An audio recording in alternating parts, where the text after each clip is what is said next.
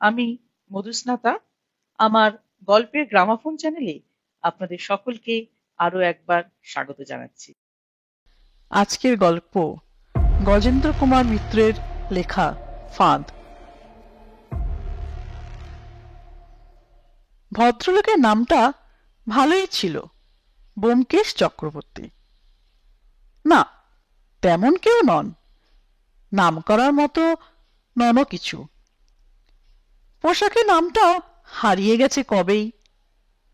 যে নামে তিনি পাড়ায় আপিসে পরিচিত, মায়ের শ্বশুর বাড়িতেও তার যে নাম রটে গেছিল, সে নাম হলো ঠাকুরবাবু।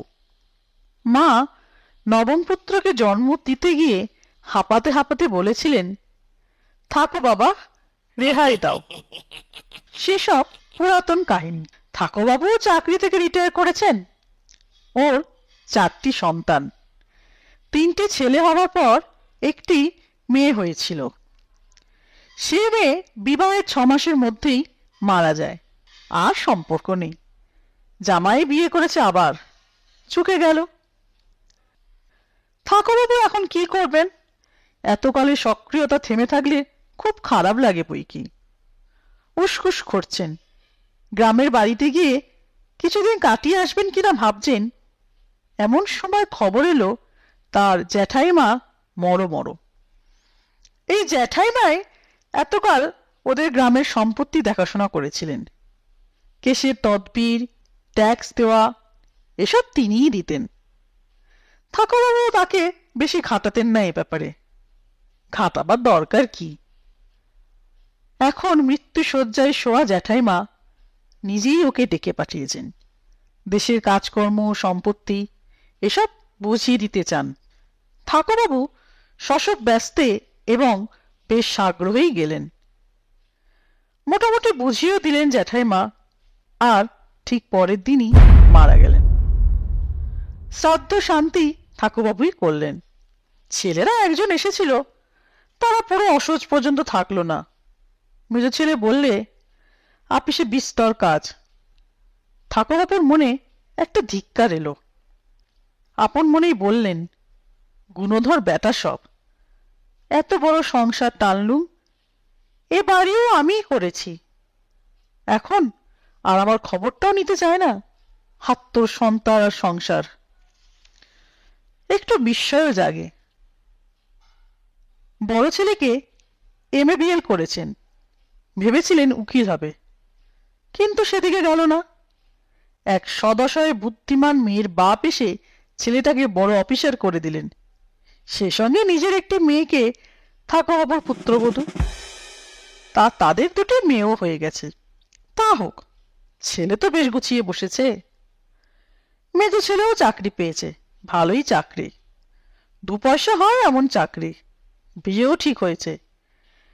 জ্যাঠারা মরে একটু দেরি হলো, তবে মনে হয় 1 বছর অপেক্ষা করবে না। ছোট ছেলেটাই অগা যাকে বলে তাই। বিয়েটাও পাশ করতে পারলো না, এখন হই হল্লা করে বেড়ায়, রাজা উজির মারে। একটা সংসার চক্র তিনি বেঁধে দিয়েছেন, ভালোই চলবে। উনি আর সেখানে যেতে নারাজ। তাছাড়া দেশের বাড়িটা যে এমন মনোরম তা তিনি আগে বোঝেননি। বাড়িটা ছোটও নয়, 3খানা ঘর, রান্নাঘর, জলের ব্যবস্থা সবই আছে। জ্যাঠাইমা মধ্যে মধ্যে সারিয়েছেন বোঝা যায়। বেশ ভালোই বাড়ি। বাগানেও আছে অনেক জিনিস। 4টে বড় বোম্বাই আমের গাছ থেকে প্রতি বছরই বেশ কিছু ফল আসে। এছাড়া জাম, জামরুল, ডাব, নারকেল, মানে ফল ফুলুরি বলতে যা বোঝায় তাই। জ্যাঠাইমা অনেক বাড়িয়েছেন সম্পত্তি। আগে আগে লোক ধরে ফল ফুলুরি বড় বড় ঝুড়ি করে ওদের পাঠাতেন। তা ওরা তাদের 2 টাকাও কোনোদিন দেননি, কিংবা খেতেও দেননি। জ্যাঠাইমাও পরে আর ওদিকে যেতেন না।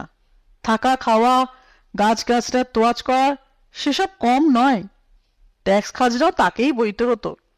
কেন তবে ফলগুলি দেবেন? ঠাকুরবাবু এতদিনে সব বুঝলেন। আফসোস হলো বই কি। কলকাতায় এসে বললেন, গিন্নি, এদের তো অনেক দেখলে, এখন চলো, ওখানে বেশ আরামে থাকবে, শান্তিতে থাকবে। হ্যাঁ, তা আর নয়, মেজো ছেলে বেয়ে আসছে, বাচ্চা দুটো নাতনি, তাছাড়া ধরো গে কি কম ঝামেলা। আমি ওখানে জঙ্গলের মধ্যে বসে শিয়ালের ডাক শুনবো। ঠাকুরবাবু আর কিছু বললেন না। পরের দিনই নিঃসঙ্গে চলে গেলেন। গ্রামের গাছপালা, গ্রামের ঘরবাড়িতে ক্রমশ যেন মোহগ্রস্ত হয়ে পড়লেন ঠাকুরবাবু। চুল আর কাটেন না, দাড়ি কামান না। 1 বছরের মধ্যেই তার দাড়িতে গিঁট দেওয়ার অবস্থা হয়েছে। মাথাতেও যেন ইচ্ছে করেই জটা বাঁকিয়েছেন। এতে বরং ভালো হলো, গ্রামে নাম হয়ে গেল সাধু বাবা। ভোর থেকে সারাদিনই খাটেন, তার মধ্যে দুপুরে নিজেই রান্না করে খান। যে মেয়ে ছেলেটি জ্যাঠাইমার আমলে এবারই কাজকর্ম করত, সেই বহাল আছে। সেই তার বাড়ি থেকে দুধ এনে দেয়, ভালো দুধ। সকালে একটু খান, আর রাত্রে খান খই দুধ। ফলটল থাকলেও তাও খান। সুখেই আছেন ঠাকুরবাবু, নিজের চেষ্টায় কাঠ জেলে আদেন। সেই মেয়ে ছেলেটি জোগাড় দেয়, আধা বয়সী মেয়ে ছেলে। না না, সেসব আকর্ষণ ঠাকুরবাবুর নেই, তারও নেই। বরং ঠাকুরবাবুর মনে হয় সে একটু বেশি গম্ভীর। যাই হোক, ছ্যাবলা নয় বলেই ওর ভালো লাগে। বছর 3 কাটার পর ঠাকুরবাবু একটু ক্লান্তি বোধ করেন। দুপুরে ঘুরে এসে রান্না করতে আর ইচ্ছা করে না।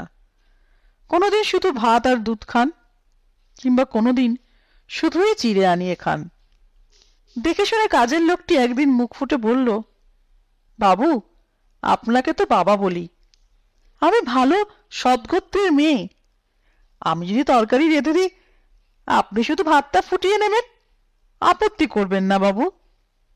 বেঁচে গেলেন ঠাকুরবাবু, সাগ্রহে অনুমতি দেন। কাজের লোকটির নাম ভেমর। গোড়ায় গোড়ায় ঠাকুরবাবু বুঝতে পারতেন না, পরে বুঝলেন ওর নাম আসলে ভ্রমর। ভ্রমরের একটা মেয়ে আছে, বেশ ভালো, ভদ্র, কিছু নাকি লেখাপড়াও করেছে। আর লেখাপড়াতেও ভালো। ভ্রমরের একটি ছেলেও ছিল, সে কিছু করতো না। কিছুদিন আগে মায়ের টাকার বাক্স ভেঙে নিয়ে পালিয়ে গেছে। ভ্রমর যে কত খাটে সেটা লক্ষ্য করেন ঠাকুরবাবু।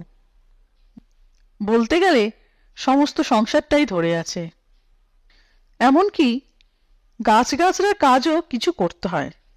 ঠাকুরবাবু ওর কাজ দেখে নিজের থেকেই মাইনে বাড়িয়ে দিয়েছেন, এখন 200 দিচ্ছেন।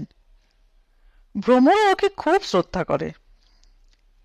ক্রমে বয়স আরো বাড়ল ঠাকুরবাবুর।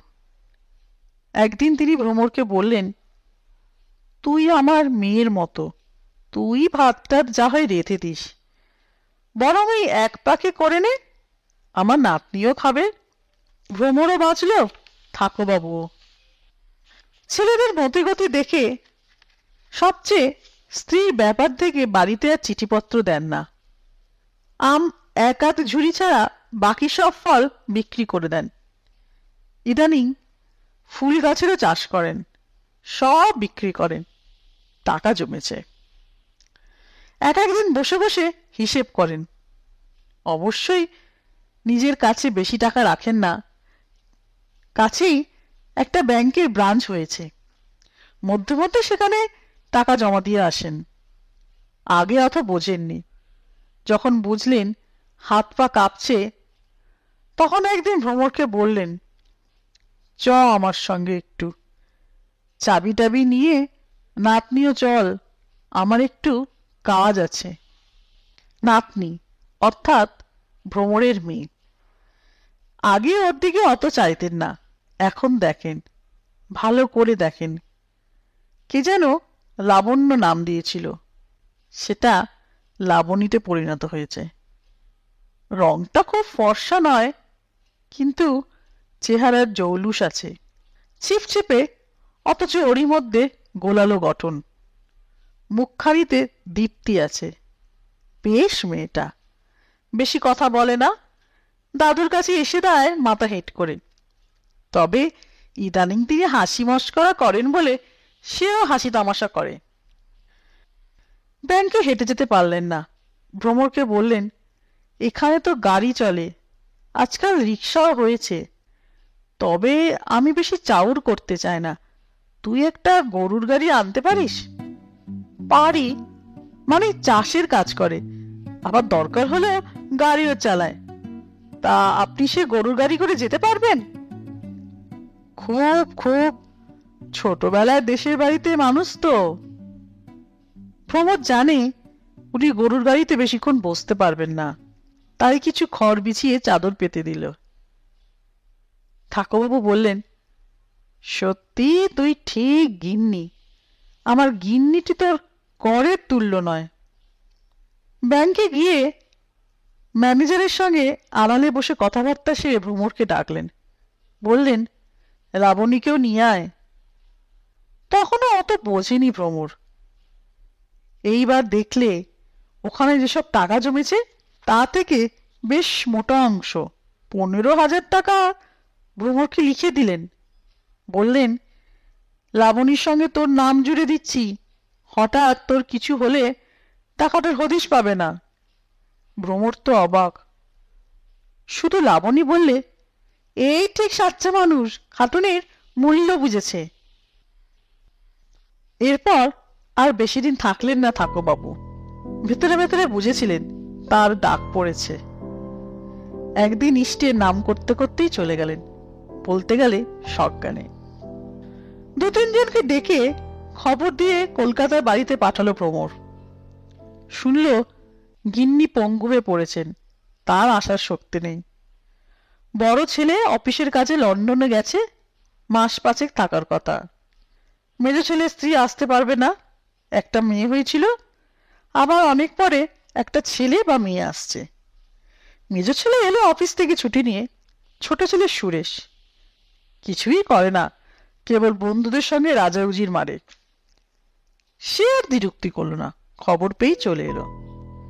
দাহ হলো, সাদা কাপড় এনে পড়ল। তবে আগের মতো অত নিষ্ঠা তো এখন আশা করে না কেউ। ভালো সাদা ধুতি এবং ভালো চাদর, এও আজকাল হয়ে ওঠে না। অতঃপর কি করা উচিত, কেমন ভাবে কেটে পড়বে, এইটাই মেজো ছেলে চিন্তা। তবে তার ইন্ধনে জোগাড় দিল ভ্রমর। একটা দলিল তৈরিই ছিল। ভ্রমর এনে ওদের হাতে দিয়ে বললে, উনি এই বাড়ির সম্পত্তি ছোট ছেলে সুরেশকে দিয়েছেন। বলেছেন, ছোট ছেলেটার কিছুই হবে না, আর অন্য ছেলেরা তো এই রাস্তা মারাবে না, সুরেশে যদি পারে এতেই তার জীবন কেটে যাবে। মেজো ছেলে বললে, তা ভালো, খুবই ভালো। তবে আর চিন্তাটা কি, আমাদের তো কিছুই করতে হবে না, আমরা তো ওর পছন্দের ছেলে নই। আমি চললুম, যা হোক করে কিছু করে শুদ্ধ হব, আমি চললুম। সুরেশ আকুল ভাবে বলল, না মেজদা, যেও না, আমি তো কিছুই জানি না, কি করব? বাধা দিয়ে মেজদা বললেন, এরা আছে, এ তো সবই জানে দেখছি, মনে হয় বাবার এখানের গিন্নি, ভালো ভালো, সবই ভালো। চলে গেল মেজো ছেলে বেশ টিটকিরি দিতে দিতে। তবে ভ্রমর সত্যি হাল ধরল। বলল, কিছু করতে হবে না ছোটদা, শ্রাদ্ধ শান্তির টাকা উনিই রেখে গেছেন, কোন পুরোহিত ওর পছন্দ তাও বলে গেছেন। শ্রাদ্ধ ছাড়াও 7-8 হাজার টাকা রেখে গেছেন। বলেছেন, ছেলেটা যদি চালিয়ে যায়, এখানে বাস করে, ওর আর কোনো অসুবিধা হবে না। তবু সুরেশ হয়তো অসহায় ভাবত। ভ্রমর সুকৌশলে এমন ব্যবস্থা করল, অতি নির্বিঘ্নে শ্রাদ্ধ শান্তি চুকে গেল। এর মধ্যে অনেক হিতাকাঙ্ক্ষী এসেছিলেন কিছু হাতাবার চেষ্টায়, ভ্রমরের জন্য তাও পারল না। এসব চুকে গেলে নিজেকে সুরেশ একটু অসহায় ভেবেছিল। কলকাতার আড্ডা, রাজাউজির মারা, থিয়েটার, সিনেমা, এর একটা মহত্ব আছে, উসফুস করছিল। একবার ঘুরে আসবে বলে ছুতো খুঁজছিল। সত্যি কলকাতার বাড়ি তো আর একেবারে ছেড়ে দেওয়া যায় না, সেটা তো বজায় দিতে হবে। যাবো যাবো ভাবছে, চোখে পড়ল ভ্রমণের মেয়ে লাবণী। আগে ঝঞ্ঝাটের মধ্যে কোনো দিকে দেখেনি, লাবণীও এদিকে আসেনি প্রয়োজন ছাড়া। আসতে হলো ভ্রমণ গাছপালা তদারক করতে গিয়ে পা মচকে গেল বলে। সুরেশ অবশ্য আগেই গিয়ে ভ্রমরকে ধরে ধরে ঘরে শুয়ে দিয়েছিল। এখানে মাস দুই থেকে মানুষটার ওপর শ্রদ্ধা বেশ একটু এসেছিল। ভ্রমরকে শুইয়ে দিয়ে ওদের বাড়ি থেকে তার লাবণীকে ডাকতে গেল। এলো লাবণী। এর আগে একে এমনভাবে দেখেনি সুরেশ। না, কালো নয়, তবে রংটা খুব দেখার মতো নয়, কিন্তু সমস্ত চেহারাটা দেখারই মতো। চিপচিপে চেহারা, অথচ হাত পা বেশ একটু গোল গোল, হাড় বার করা নয়। চলনের ভঙ্গি যেন মনই আসে। সবচেয়ে যেটা সুন্দর সেটা ওর চোখ। চোখে যেন কেমন মোহ সৃষ্টি হয়, দুদণ্ড চেয়ে থাকতে ইচ্ছে করে। লাবণী এসে মাকে ভালো করে শুইয়ে দিল। কর্তাকে সর্বক্ষণ দেখাশোনা করতে বলে এখানে ওর একটা ঘর বরাদ্দ করেছিল কর্তা, সেখানেই থাকে। লাবণী নিজের বাড়িতে একা থাকে, তবে সে অত ভয় ডর করতো না। কি যে একটা ওর আছে, ওর ধারণা কেউ ওর ক্ষতি করতে পারবে না। সুরেশের আর কলকাতায় যাওয়া হলো না, ইচ্ছেও নেই। শুধু দেখবে লাবণীকে, চোখ ভরে দেখবে, এই তার ইচ্ছে। শেষে আর থাকতে পারে না। ভ্রমরকে বলে, আমি যদি মানে যদি এখানেই জীবন কাটাতে হয়, একটা ঘর বাঁধাতে চায়, তা লাবণীকে দেবে? ও মা, ছি ছি, এখনো যে কালো সোচ কাটেনি। না না, এখন কেন, মানে তোমরা পছন্দ করবে কি না, মানে বলে থেমে যায়। ভ্রমর তো এই চায়, এমন সাহেবী মেজাজের মেয়ে কার হাতে দেবে সেই তো তার চিন্তা। তবে ভয় হয়, মেয়ে যে একরকম। সুরেশ একদিন ইতস্তত করে বাগানে কাজ করতে করতে বলে, লাবণী, আমাকে বিয়ে করবে? না, অতি সংক্ষিপ্তভাবে বলে কাজ করে। না মানে আমাকে পছন্দ নয়, আমি বিয়ে করব না। কেন? সে আমি বলতে পারি না। আর কথা বলতে দিল না লাবণী, একেবারে নিজেদের ঘরে চলে গেল। সুরেশ যেন আরো অস্থির হয়ে পড়ল। কাজের জন্য লাবণীকে আসতে হয়। সে যে পাশ কাটায় সুরেশ বোঝে, চটেও যায়। সে এমন কি একেবারে বিচ্ছিরি দেখতে, নেশা ভাঙও করে না, সিগারেট খেত, তাও এখানে ভালো সিগারেট পাওয়া যায় না বলে ছেড়ে দিয়েছে। শেষে বলেই ফেলল, লাবণী, আমি কি খুব খারাপ? আমাকে একেবারেই ভালো লাগে না? জানি না। বলে চলে যেতে যেতে বলে, দেখুন, আমি এখন বিয়ে করব না, করার অবস্থাও নেই। আপনি একথা তুলবেন না, নইলে এখানে কাজ বন্ধ করতে হবে। এমন রূঢ় ভাষা কেন? সুরেশ একটু চটে গেল। না, ওদিকে আর যাবে না। কিন্তু বেশিদিন নিষ্ক্রিয় থাকতে পারল না। কি আছে মেয়েটার, সব ফেলে শুধু ওর চিন্তায় প্রবল হয়ে ওঠে। আবারও একদিন গাছপালা তদারকের সময় পাশে এসে দাঁড়ালো সুরেশ। বলল, লাবণী, আমি এসব যদি ঘর বাড়ি তোমাকে দিই, আমি তোমার চাকরে থাকবো। দেখুন, এসব কথা আসছেই না, আমি বিয়ে করব না। যদি মনে কোনোদিন আসে, তখন সেসব ভাববো। কি করবে ভেবে পায় না সুরেশ। একদিন ভ্রমরের দুই হাত ধরে বলে, তুমি ওকে একটু বলে দেখো না, আমি তো সবই ওকে দিতে চাইছি। বলতে বলতে থেমে যায়। কি বললে হবে তা যেন থই পায় না। ভ্রমর বলে, দেখুন, ও মেয়ে বড় বেয়ারা। আমি ওকে অনেকবার বলেছি, তা বলে কি, এসব আমি জানি, এখন হুড়মুড় করে এসে পড়েছে, তারপরে ফেলে চলে যাবে। এই তো আর মাস তিনেক বাকি আছে, বাপের 1 বছরের শ্রাদ্ধটা সেরে নিন। শ্রাদ্ধ শান্ত সেরে ভ্রমরকে আর কিছু বলল না। একদিন একেবারে কাকে ধরে একখানা দলিল রেজিস্ট্রি করে এনে লাবণীর হাতে দিয়ে বলল, সমস্ত তোমার, আমি শুধু তোমার চাকরে থাকবো, তবু দয়া হবে না? একটু চুপ করে থেকে লাবণী দলিলটা ছিঁড়ে কুচিয়ে ফেলে দিয়ে নীরবে চলে গেল অন্য কাজে। আঘাতটা এবার সত্যি লাগলো সুরেশের। কতটা ভ্রমরের কানেও গেল। ছেঁড়া কাগজগুলোও দেখল। সেও গিয়ে লাবণীকে তিরস্কার করলো। লাবণী বেশ মাথা উঁচু করেই বলল, অত টাকা দেখায় কেন? কত সম্পত্তি ওর যে অত টাকা দেখায়? বলতে বলতে অন্য কাজে চলে গেল। অন্য পুরুষ হলে ক্রুদ্ধ হতো, ওদিকে আর মারাতো না। কিন্তু সুরেশ তা পারল না। মা বাপের ছোট ছেলে, সংসারের ব্যাপার কিছুই জানতো না। বন্ধু বান্ধব নিয়ে হইচই করে কাটিয়েছে, কিন্তু সেখানেও আঘাত পেয়েছিল বইকি। কারো চাকরি হয়েছে, কেউ ব্যবসা ধরেছে। সেই সময় বাবা মারা গেছেন। তারপর এই তার প্রথম প্রেম। বন্ধুরা যখন সব প্রেম টেম করত, সুরেশ তখন কত হাসি তামাশা করেছে, নিজেও পথে যায়নি। কেন যায়নি তাও জানে না। সেই জন্যই বোধহয় এত আঘাত লাগলো। একরকম ঝি এরা, তাদেরও এত দম্ভ।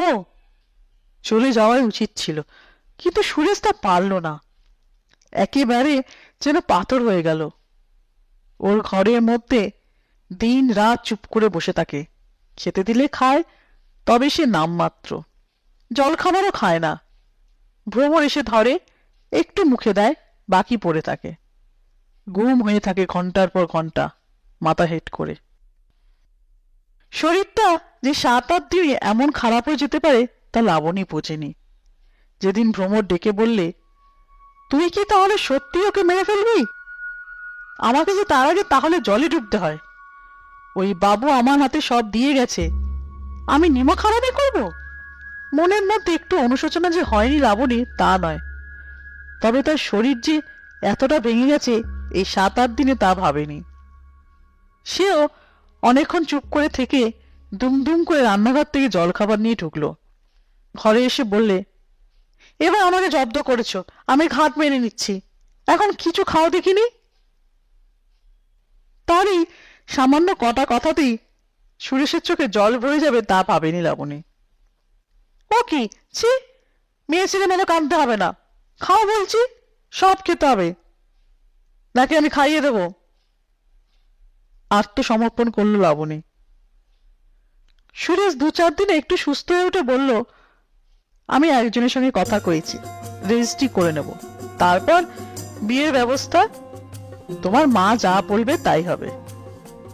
একটু হাসলো লাবণী। রেজিস্ট্রি করতে হবে না, বিয়েতে যা মা করতে চাই করুক। যদি কোনোদিন আমাকে ফেলে চলে যাও, মামলা করব না, নিজেই তোমার পথ থেকে সরে যাব। সুরেশও হাসলো, সেটা তুমি বেশ বুঝেছ। আমি তোমার পায়ে তাশখত লিখে দিয়েছি যে।